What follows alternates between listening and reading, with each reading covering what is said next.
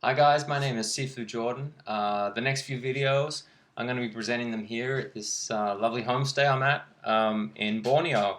I'm here learning about bamboo healing. I've been doing bamboo healing now for around about a year and a half, just over, and I will continue to do it and learn about it the rest of my life. I think it's a great healing modality, and I want to take the time out to promote other healing modalities, so you get your head around things that you can say, yeah, it makes sense. I'm happy to do that. We all do it, but then you come to this thing of bamboo healing, you go, well, not for me. That looks crazy. So I really want to do is sort of get people away from that type of bias.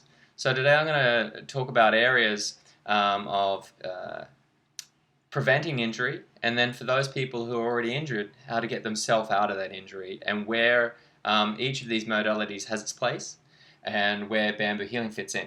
So I'm going to go through that. So let's go through some standard things. Whether you're injured or you just like to prevent injury, you'll appreciate these points. And I think that the first one you need to be aware of is you need to have structural integrity.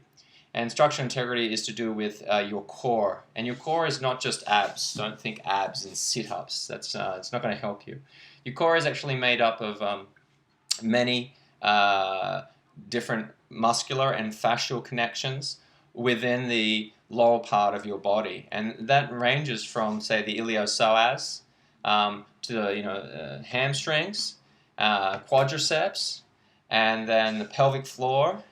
And we can say that the abdominis, obliques, glutes, and coming up into the lower back. So there is a fair chunk of muscular structures there that are very important and which I call core.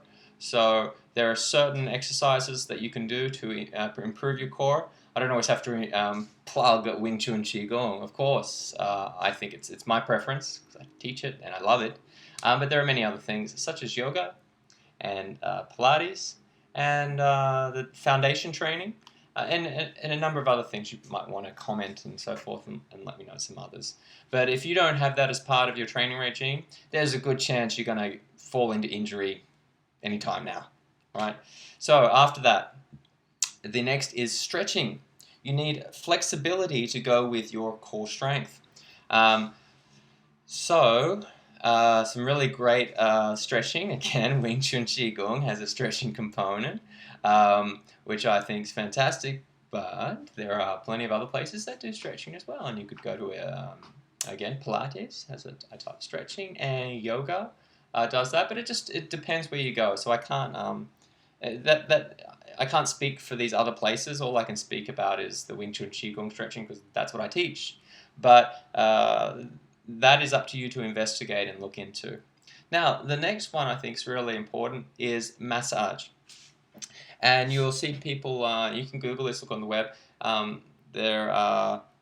It's a myofascial release, is what's the important part. And you see this in foam rollers. So if you don't have a foam roller, I highly advise that you get one. I've got one at home. You'll catch me rolling around on it every now and then. Could be in front of the TV or whatever it may be. But it's a good way to prevent injury. And then there's also people like a masseuse. They give you a massage. I think it's very important.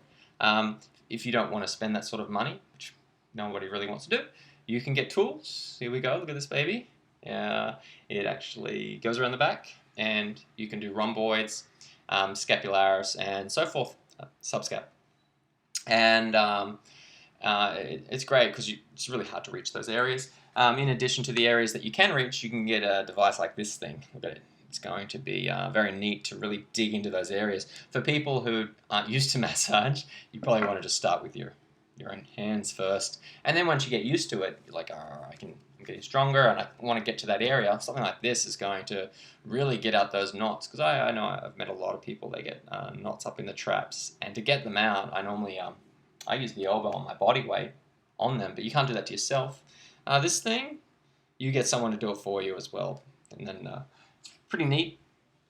Now going on from there, there is also what's called gua sha, which just means scraping the toxins. Okay, so here's a device you might see, something like that, or maybe an ivory tool or whatever it may be. Probably shouldn't promote killing of elephants on YouTube, but it doesn't need to be anything special. It can just be plastic or whatever. Okay, so please, leave those elephants alone, or rhinos or whatever they decide to use. Okay, so this thing, all you need to do is, as long as it's non-toxic to the body, that's what's important. You can put oil on and scrape away, or of course get someone to do it for you. And once you learn what they're doing, you can always do it yourself. In that case, there are other things such as acupuncture, chiropractic, osteopathy, and general physio. And which one you choose of that would determine whether you're pre-injury or post-injury or whatever it may be.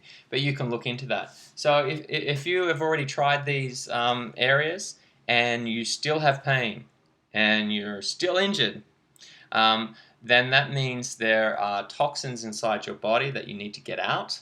And it's your body's way of telling you, I'm in trouble. I have these toxins in the muscle. Get them out. Help me. And it tells the brain that through pain.